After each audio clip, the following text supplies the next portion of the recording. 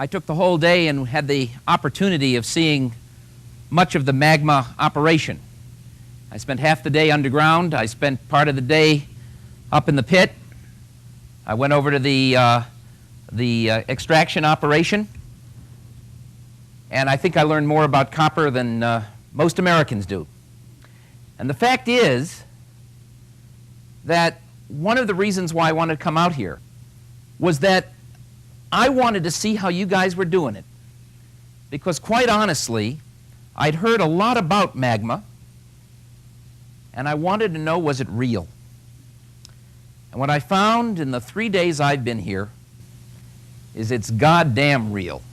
And that's precisely what I told the Secretary of Labor yesterday morning when I called him to give my report on what I'd seen here at Magma. Those are the things we're going to focus on now. The purpose of this panel is to focus on why companies and public institutions are literally reinventing themselves organizationally. By asking such questions as what benefits workers receive from new workplace organizations, why unions should support these practices, how companies' bottom lines are affected, and how moving to high-performance work can help improve our nation's economic performance, we can begin to establish high-performance workplaces as the models, the rules, if you will, for our country's new economy. To begin, I want to recognize Burgess, who's the president and CEO of Magma Copper, who's also done a lot of innovative things about employee compensation initiatives. I've worked in heavy industry around the world for 43 or 44 years, and I'm having more fun now in Magma Copper Company than I ever have had in the accumulated 43 years. And it's entirely due to what we call at Magma the Cultural Revolution. It was a 15-year labor contract. All right. This is for an industry where 3-year contracts are the norm, and for 90% of the previous 30 years, all contracts had ended in strikes.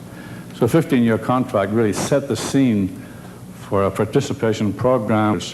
Our workers, a team of about 4 union representatives and 4 middle management, spent over a year studying the gain-sharing program. In 1992, our costs were reduced by $45 million.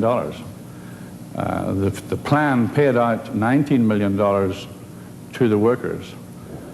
Each eligible worker got $4,700 in awards during the year, which is almost 20% of wages. And despite all that, the cost of production by the company went down by 7%. So the system works.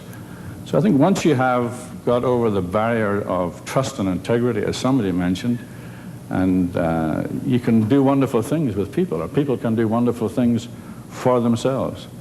We're just enjoying every minute of it. I was at a meeting on Friday night at 9 o'clock. We had 150 of our workers designing the Magma Copper Company of the year 2006, which is, it's way out in the future. But they were actually seriously talking about the price of stock and the pounds of copper production and the productivities and physically designing the company. Fascinating stuff, and they're very good at it. Thank you.